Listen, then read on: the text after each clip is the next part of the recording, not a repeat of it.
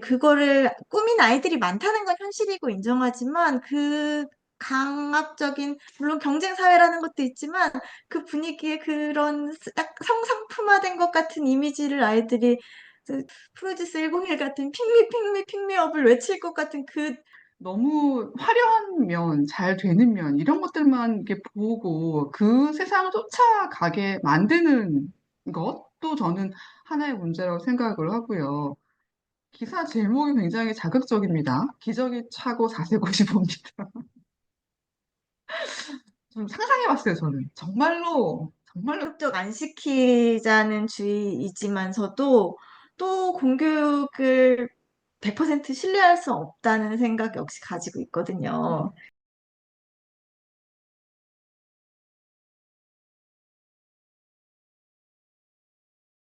자, 초등생 자녀분을 키우고 계시니까 요즘 초등학생들 장래희망 순위 좀 아세요? 경제생? 최근 검색해 본 적은 없네요. 어떻게 음. 나왔는지 혹시 알고 계신가요?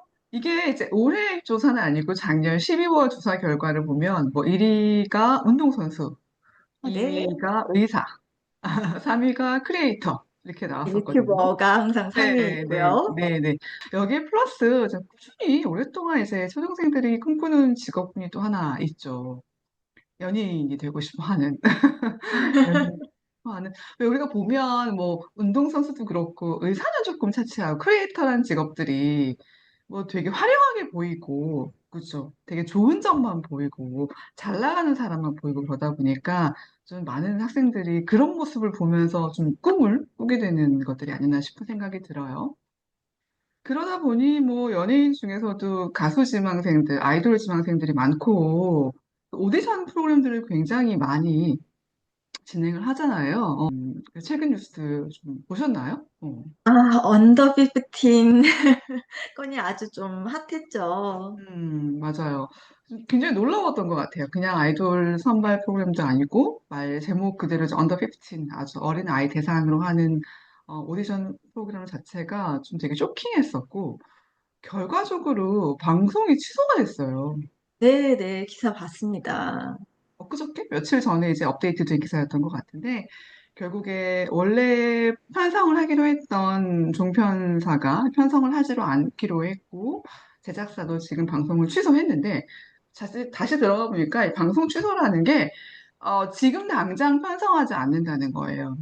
근데 재정비를 하겠다, 이런 뉴스로 보았네요. 맞아요. 재정비. 그 재정비가 사실 어디서부터 어디까지 일지 모르겠고, 원래 방송은 사전 제작을 많이 하기 때문에 이제 어디까지 되었을지 잘 모르겠는데, 뭐, 이게 글로벌 70개국에 선발된 아이들이라고 하잖아요. 그러니까 이거 아예 없던 일로 하기는 좀 어려울 수 있을 것 같긴 해요. 제작사 입장에서. 그래서 그냥 뭐 재정비라는 워딩 정도를 쓰고, 언젠가는 또 방송이 될 수 있는 그런 상황인 것 같긴 합니다.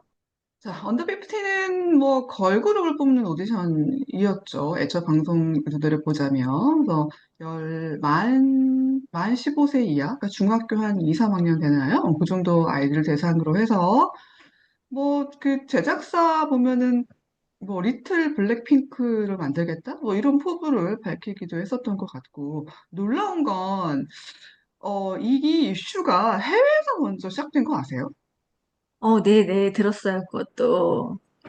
그 국내에서 제가 자료 찾아보니까 애초에 이런 방송을 만든다는 뉴스가 이제 연예 뉴스를 중심으로 해서 아주 한 2년 전부터 이미 나왔던 기사예요. 근데 그때는 사실 별반 사람들이 뭐 딱히 이렇다 할 뭐 노출된 게 없었으니 컨셉 말고 노출된 게 없었기 때문에 딱히 비판이 없었는지 모르겠지만 이제 막상 공개를 앞두고 딱 짜잔 하고 발표를 한 상황에서 이제 해외 팬들이 먼저 반응을 한 거죠. 케이팝 해외 팬들이. 이거는 좀 너무 나가는 것 같다. 이런 식으로. 제가 여기서 극한적인 표현을 할 수는 없지만, 정말 과한 표현이 있을 정도의 댓글들이 달린 걸 실제로 봤거든요. 거기 페이지에 들어가서. 그러다 보니까 이제 국내에서도, 아, 이게 이런 거였어. 이런 문제가 있구나라고 한번 좀, 논쟁거리가 되었고, 결국에는 앞서 말씀드린 것처럼 여러 과정을 거쳐서 방송 취소를 음, 현재로서는 결단한 상황에 이른 것 같습니다. 논란이 됐던 건 여기 잠깐 보이지만 요 이미지였던 것 같아요. 어, 그쵸? 좀 보기 좀 불편하지 않나요? 언더 15 혹은 뭐 이런 어린아이들 오디션 프로그램이다라고 했을 때까지만 해도 사람들이 뭐 이제까지 저희 방송이 있었잖아요. 뭐 프로듀서 101이라든지 다 뭐 익숙한 혹은 뭐 새삼스럽지 않은 이슈다라고 생각하고 넘어갔을지 모르겠는데 이렇게 어린아이들이 정말 그냥 15이 아니라 초등학생들까지 음. 이렇게 이미지로 딱 방송이 된다라는 걸 봤을 때 사람들이 받은 충격이 상당했던 것 같아요. 이렇게 저는 그리고 진짜 언더 15이라고 하면 사실 우리가 맨 상위 연령만 생각하지 거기에 미니멈 몇 살 있는지 우리 잘 몰랐는데 막상 텍스트가 된 내용들을 보니까 정말 8살, 9살들이 있다. 그리고 그 아이들 수가 적지 않았어요, 비율적으로. 자, 그래서 결국 이렇게 논란이 빚어지자 제작사가 뭐 기자회견도 하고 해명을 했어요. 애초에 저런 이제 뭐 바코드 이런 것들을 상품화하기 위한 것이 아니라 뭐 학생증의 이미지를 사용한 거다라던가 아니면은 정말 이렇게 아이돌과 가수의 꿈을 꾸고 있는 엄청 어른들만큼이나 정말 열망하고 꿈꾸는 아이들이 많다. 그런 아이들의 기회를 주기 위한 기획이었다. 뭐 이런 얘기도 했는데 이거를 본 이제 네티즌들이나 분들이 관계자분들이 아 이거는 오히려 제작사가 자기를 합리화하기 위해서 뭔가 아이들의 꿈이나 기회에게 뭔가 그쪽으로 책임을 회피하는 거 아니냐라는 비판도 오히려 역으로 좀 일었었고요. 뭐 시민단체들이 난리가 났어요. 이거 기사가 뜨면서부터.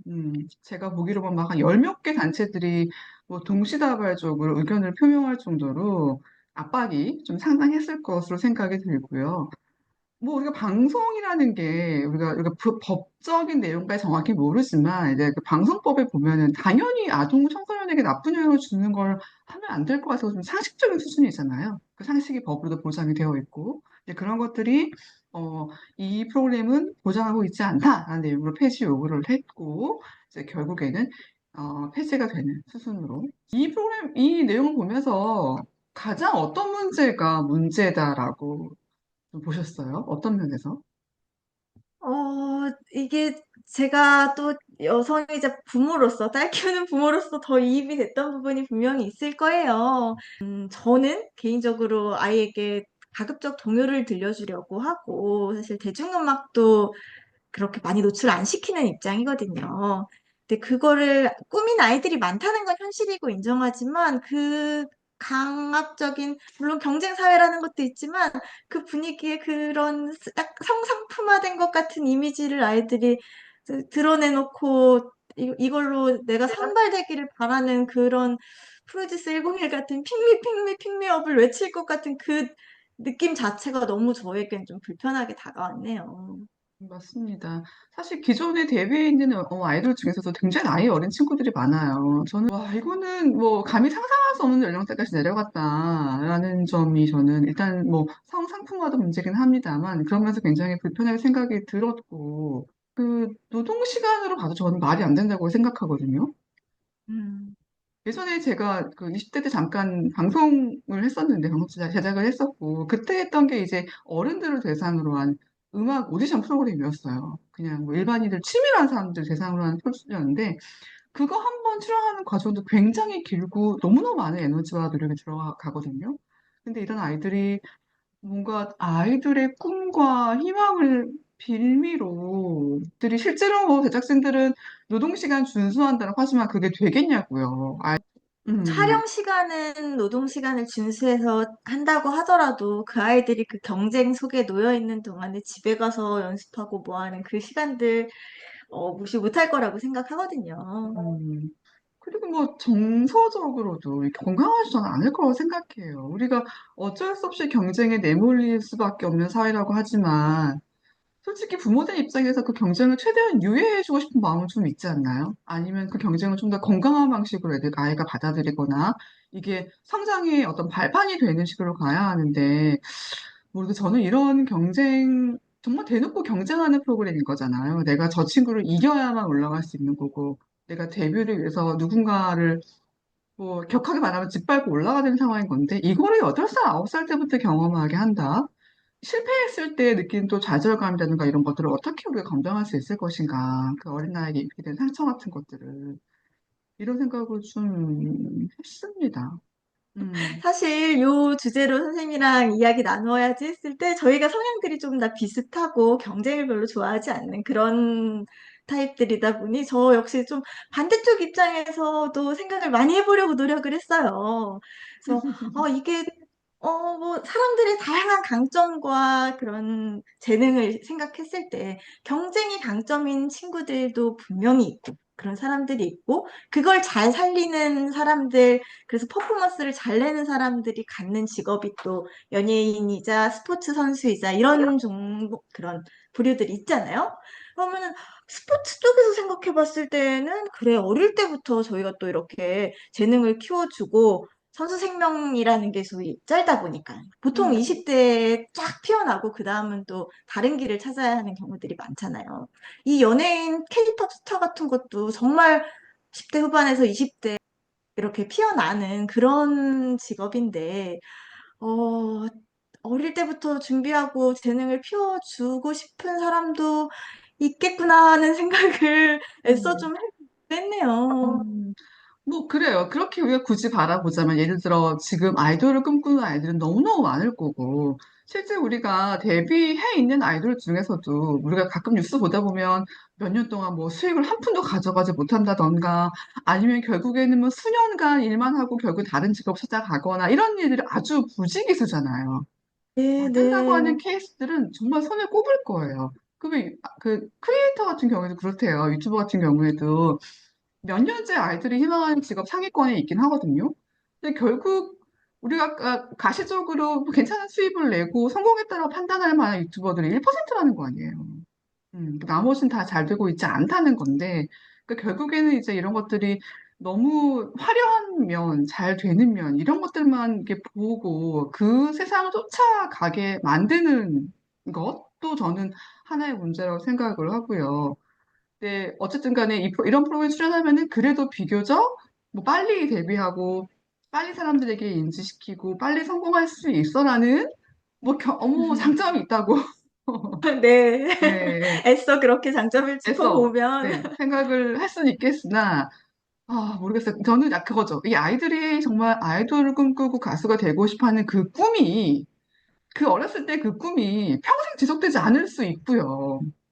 우리가 왜 부모님 입장에서 아이들 해줘야 될 거는 정말 다양한 경험을 하고 뭘 하고 싶어 하는지를 찾게 해주는 그 긴 과정이 필요한 거잖아요. 네, 근데, 네, 근데 과연 8살, 맞습니다. 9살 아이가 그 당시에는 엄청나게 강한 열망으로 아이들을 꿈꿀 수 있지만 그게 지속될까요? 저는 그렇지 않을 수 있다는 생각이 좀 강하긴 하거든요. 이렇게 경험치가 적은 아이들인데. 그래서 그런 면에서는 일찍 성공하고 일찍 데뷔하고 뭐 일찍 직업을 갖고 이런 것들을 장점을 볼 수 있는 반면 또 그 뒤에 아이들이 다른 일을 해볼 기회, 다른 경험을 해볼 기회들을 우리가 잃게 되는 그런 손실도 분명히 있다라는 생각이 들어요. 이게 앞서 우리가 그 해외에서 굉장히 지적이 많다라고 했었잖아요. 그러니까 이런 점들이 좀 저는 안타까운 게 케이팝이 글로벌에서 엄청 사랑받고 있고 국위선양하고 있고 저도 BTS 이런 그룹 엄청 좋아하고 사랑하지만 또 끊임없이 해외에서 지적을 받는 부분이 케이팝 그러니까 케이팝 그룹 제작 시스템. 네, 네. 이 끊임없이 굉장히 지적을 받고 있거든요. 근데 이런 것들이 정말 우리는 개선이 안 되는 건가? 점점 더 이런 식의 치열한 경쟁, 오디션, 뭐 이런 것들을 통해서 이 산업의 형태는 이제 더 이상 바꿀 수가 없는 건가? 이런 좀 생각도 더불어 해보게 됐고요. 이거 말고도 최근에 또 경쟁 키워드로 뭐 좀 발칵 뒤집힌 뉴스들이 꽤 있었습니다. 이것도 일단 국내 뉴스이기도 했지만 해외 발에서 해외가 굉장히 주목했던 뉴스였는데 아마 알고 계실 것 같아요. 네. 4세 고시, 7세 고시. 네, 오죽하면 학원이라는 한국 명칭이 이제 외국어로 번역되어 가지고 해외 뉴스에서 난리가 났었죠. 자, 앞서 말씀하신 대로 뭐 4세고시, 7세고시 얘기가 국내 언론에도 많이 보도가 됐고, 특히나 이제 외신에서 뭐 한국에 이런 게 있다더라라고 좀 놀랄 만한 이슈로 보도가 되면서, 와, 이 우리나라 영유아 사교육 시장이 이렇게까지 내려왔나? 라는 생각을 좀 한번 해보게 됐고요. 너무나 일찍부터 경쟁에 내몰리는 아이들에 대해서 개인적으로 좀 굉장히 안타까움을 많이 느꼈던 이슈였어요. 기사 제목이 굉장히 자극적입니다. 기저귀 차고 자세고시 봅니다. 좀 상상해봤어요, 저는. 정말로 그럴까라고 상상을 해봤는데, 제가 이런 얘기들을 좀 몇 년 전부터 들었고, 그래도 저는 약간 무시했어요. 아, 이거는 너무 드라마 속에 나온 얘기고, 정말 극히, 아주 극히 일부의 얘기일 거라고 생각했었는데, 최근에 이제 보도를 보니까 실제 영유아 사교육 시장 규모를 조사한 내용을 보니까, 아, 이게 굉장히 많이 대중화되고 있구나라는 생각을 좀 했어요. 물론 전국적인 데이터는 아닐 수 있고, 일부 학군지에 해당되는 내용일 수 있겠다라는 생각은 제가 전제를 밝힙니다만, 어쨌든 작년 기준으로 이거 사교육비 시험 조사를 해봤더니 일단 50% 가까운 6세 미만의 아이들이 사교육을 하고 있다라는 음. 거고 뭐 이제 5세를 대상으로 한 영어 유치원에 입학하기 위해 4세 고시를 보는 4세 고시. 그다음에 이제 뭐 초등 뭐 어떤 과정에 들어가기 위해서 7세 시험을 보는 7세 고시. 이런 것들이 실제로 성행하고 있다고 하는데 대체로는 이제 조기 교육, 뭐 영재 교육 이런 이름으로 조금 행해지고 있는 것 같고요. 특히 7세 고시 같은 경우에는 이후에 뭐 의대 초등반 이런 식으로도 연결이 되어서 현재 우리가 한동안 좀 심각했던 그 아주 심각한 사교육의 아주 초보 단계, 기초 단계라고 좀 보여지는 것 같아요. 실제 6세 미만 영유아 이제 월 사교육 비용도 145만 원 정도로 집계가 됐다고 하거든요. 이게 영어 유치원 같은 비싼 기관들이 같이 포함이 돼서 평균치가 많이 올라가지 않았나 하는 생각이 들긴 하는데요. 많이 놀라운 수치입니다. 네. 근데 한편으로도 평균이 주는 함정이 있어요. 평균이라 네. 하면은 또 하지 않는 알려도 된다는 얘기거든요. 그렇죠? 네. 그렇기 때문에 경진쌤 말씀처럼 이게 어떤 의미에서 높게 나온 것도 있겠지만 어떤 의미에서 너무 낮게 나올 수도 있다.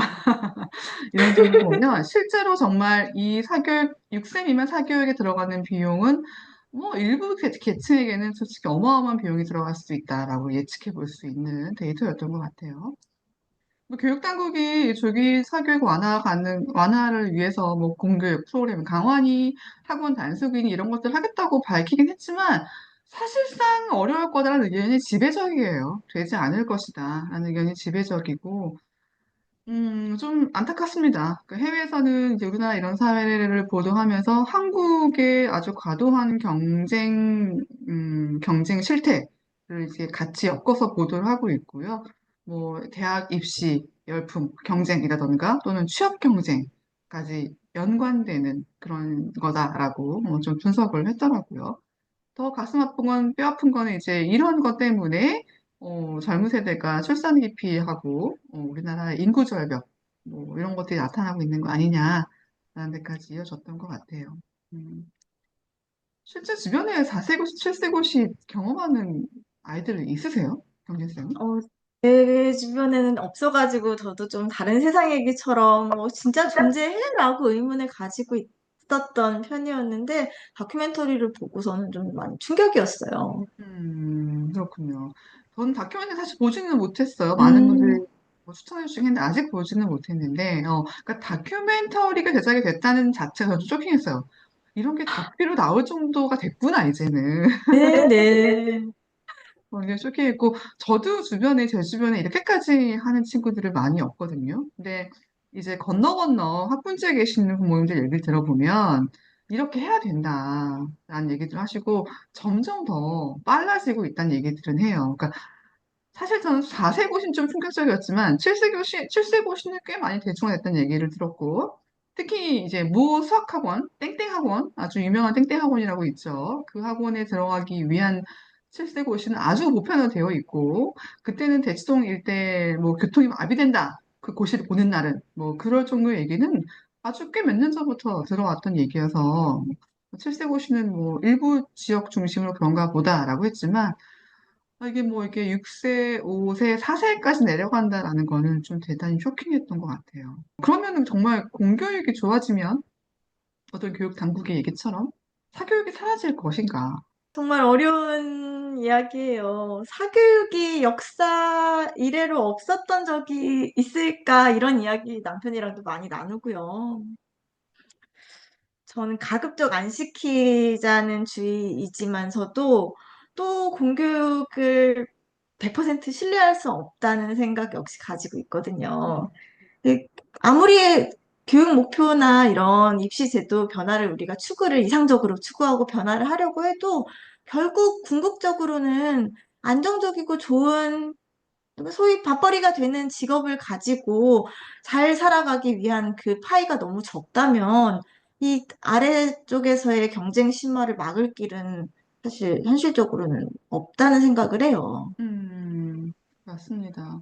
저도 그렇게 생각해요. 공교육이 이상적으로 좋아질 수 있다고 생각하지도 않지만, 그렇다고 하더라도 사교육이 절대 사라질 수 없을 것이다. 모든 교육은 항상 그 윗단계가 있는 거잖아요. 항상 그보다 좋은 교육, 그보다 좋은 교육은 발생할 수밖에 없는 거고, 그거에 대한 열망은 누구나 가질 수밖에 없는 거고, 그렇다면은 이게 어떤 뭐 경중의 차이가 있을 뿐이지, 공교육이 어떤 좋아지는 거에 따라서 사교육이 사라질 수는 없고, 게다가 뭐 교육이 빈익빈 부익부 현상도 강하잖아요. 그래서 정말 어떤 프리미엄 교육, 뭐 좋게 말하면 뭐 이걸 좀 나쁘게 말하면 정말 더 어려지는 교육들은 점점 더 가속화될 수도 있다 생각이 드는 지점도 분명히 있고요. 그러니까 한편에서는 그래서요. 우리가 의대 초등반 때도 그랬지만 이거를 법적으로 제한하자는 그런 운동이 잠깐 일었었어요. 너무 이른 나이에 사교육을 하는 거는 뭐 아예 정서나 발달 이런 것들을 고려했을 때 제한이나 규제가 좀 필요하다 이렇게 보시는 입장이신가요? 어떠세요? 어, 저는 왜 유럽에서 실제로 학교 입학 전에 문자학습을 금지한다든지 이런 케이스들이 있잖아요. 그런 쪽에 유아에게 너무 과도한 아직 그 뇌 성장 발달 단계에도 맞지 않는 그런 교육을 하는 거는 이거는 부모 욕심으로 시켰을 때 아이들에게 해가 가는 부분이 명백하게 크기 때문에 제한해줄 필요가 있다고 생각해요. 그렇지만 음, 초등 의대반이라는 주제로 한정했을 때는 실효성도 없을 것 같고 사실 초등 의대반이 말이 초등 의대반이지 그냥 조금 수학 선행하는 영재반 같은 느낌이라고 알고 있거든요.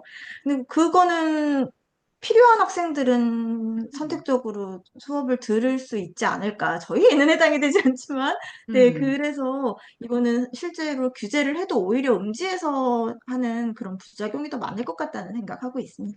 음, 저는 같은 맥락에서, 아까 음지 말씀하신 같은 맥락에서 저는 법적 제한이 안 될 거라고 생각해요. 필요성은 누구나 느낄 수 있을지 모르지만 절대 불가능할 것이다. 말씀하신 대로 이거를 법적 제한하고 규제한다고 해서 어디선가 이런 사교육을 받는 사람들이 없을까라고 생각했을 때 오히려 더 숨어서 할 수 있고 그렇게 되면 더 고가의 이런 과외나 학습만 성행할 수 있고 뭔가 대단히 더 뒤틀린 형태가 될 수 있다. 이런 생각이 들어요. 20세기 이미 경험했죠. 맞아요. 우리도 과외금지도 있었고 한다 보니까. 그래서 이거를 법적으로 제한할 필요성은 너무나 있을 수 있다. 그러니까 그렇지만 이거는 현실적으로 불가능하다는 생각은 저의 생각이고요. 유럽 사회 말씀하셨는데 이제 저희 아이는 독일 교육을 받고 있고 독일 학교를 다녔기 때문에 독일에서는 선행학습에 대한 금지가 철저하고 예를 들어 아이가 지금 교과 단원을 나갔는데 미리 알고 있다. 그럼 선생님들이 굉장히 싫어하세요. 굉장히 싫어하시고 부모님이 그런 얘기를 직접 할 정도로 너 이거 미리 공부했니? 라고 할 정도로 굉장히 그런 걸 굉장히 아주 극단적으로 싫어하시고 경계하시거든요. 부모님들을 대상으로 해서도. 근데 이게 가능한 이유는 사회적인 합의가 있기 때문에 그래요. 음.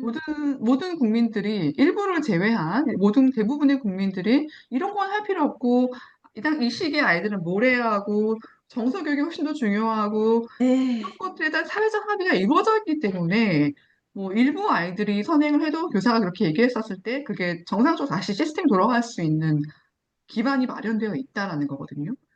그런 면에서 정말 보면 우리의 사교육 뿌리는 너무 깊고 더 이상 우리가 우리의 힘으로는 사실 전 해결할 수 없는 수준에까지 이르렀다. 각자가 좀 회의적이긴 하지만 각자가 어떤 가치관을 가지고 내 자녀를 키우는 거에 대해서 조금씩 음, 변화를 이루어서 이제 그 변화가 가시적으로 드러나는 것만이 저는 가능한 방법이 아닐까 생각하고 이게 탑다운 방식이라던가 어떤 사회 운동을 통해서 규제와 법적 제한을 한다는 거는 저는 불가능할 거라는 생각을 합니다. 법적 규제는 아니더라도 뭔가 문화적으로 조금 바꿀 수 있는 시도들이 일어났으면 좋겠다는 생각은 들어요. 소위 사교육이 아닌 부모 교육이 필요한 것처럼, 이런 그 경쟁이 심한 것들, 아이들에게 정서보다도 학습이라든지 혹은 경쟁을 강요했을 때 일어나는 부작용 같은 것을 전문가분들이 많이 TV에서든 어디 좀 신뢰성 있는 매체에서 많이 이야기해 주신다면은 좀 사회적인 합의를 만들어가는데 시간이 좀 짧아지지 않을까요? 네요. 저도 그런 부모 교육은 정말 좋다고 생각해요. 부모 교육을 통해서 우리가 아까 제가 뭐 각자 자기 집에서 자라자라고 했는데 결국 그런 것들이 부모님 네네. 스스로가 어느 순간 깨달을 수는 없다 보니까 교육을 통해서 그런 사회적인 분위기가 좀 마련되고 어떤 게 더 중요한 가치인가를 판단하는 걸 만들어주는 건 너무 중요하죠. 사실은 그래서 조금 센 목소리일 수도 있겠지만 그 어린 시절에 특히나 이 미취학 아동 시절에 왜 굳이 학교도 그렇게 안 보내겠어요. 이 오랫동안 연구해온 뇌 발달과 그 이론상 아이들에게 학습을 시켰을 때 위해가 훨씬 더 크고 그 아이들이 종국적으로 더 성취가 낮아진다 이런 거를 그냥 빡빡 사실이라고 얘기를 해주시면 안 시키시지 않을까. 그 음, 결과적으로는 공부 잘하라고 시키시는 거 아니에요. 근데 그렇죠. 공부를 더 못하게 된다니까요. 근데 또 이 상황에 제가 또 굳이 태클을 걸자면 또 그런 한편에서는 아니야 어렸을 때 시켰더니 우리 애가 이렇게 잘 돼가지고 이렇게 발전해서 이렇게 좋은 결과 이뤘어 라고 하는 결과치도 있을 거 아니에요 분명히. 그러니까 문제는 부모가 자기가 보고 싶은 것만 본다는 거예요. 우리가 듣고 싶은 것만 듣고 보고 싶은 것만 보고 거기를 따라간다는 거. 네, 저는 가장 문제라고 그렇죠. 생각하거든요. 그래서 제가 늘 부모님들께 드리는 말씀이 자기 가치관을 좀 가지라는 거예요. 자기 어떤 기준을 좀 세워라. 우리 아이는 남의 아이와 다르다. 저 아이의 방식으로 간다고 해서 우리 아이가 저렇게 되지 않는다. 이런 음, 말씀 명확한 것들을 아시면 좋겠다. 생각을 저는 늘 갖고 있습니다. 아무튼 이 조기 교육 문제, 교육 문제는 앞서 우리가 얘기했던 것처럼 뭐 경쟁 문제니 저출산 문제니 인구 절벽 문제니 어떤 사회 온갖 문제와 연관이 되어 있기 때문에 사실상 그냥 뭐 단신을 넘길 수 있는 상황은 아닌 것 같아요. 매번 뉴스가 나올 때마다. 그죠? 오늘은 좀 무거운 주제를 다뤘네요. 우리가 경쟁이라는 화두로 좀 무거운 네. 이야기 두 가지를 다뤄봤는데, 어떠셨나요? 어, 아이와도 저는 그 7세 고시 4세 고시 다큐를 같이 보고 이야기를 나누기도 했었는데 언더 피프틴에 대해서도 한번 같이 보고 얘기해 봐야겠다는 생각이 들어요. 음, 네, 그 아까 말씀해 주셨던 것 중에서 부모들이 가치관을 바로 세워야 한다라는 부분 정말 100% 동감이지만 한편으로 관련 기사에서 그 마무리 문장으로 이걸 과연 개인 학부모, 그러니까 부모와 산업 자체에만 맡겨두어서 될 문제겠느냐라고 좀 비판하는 그런 기사를 읽었던 기억이 나서 그런 이야기도 함께 좀 나눠보면은 규제 필요성에 대한 음, 토론도 가능할 것 같네요.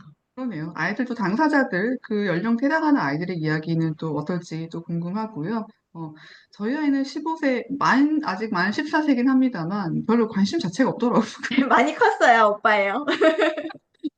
하기도 하고, 일단 뭐 그런 아이돌 세계에 별로 관심이 없다 보니까. 자, 그래서 어쨌든 오늘도 굉장히 의미 있는 저희가 주제로 토론을 진행한 것 같고요. 다음 주에 또 흥미로운 주제를 들고 돌아오도록 하겠습니다. 감사합니다. 감사합니다.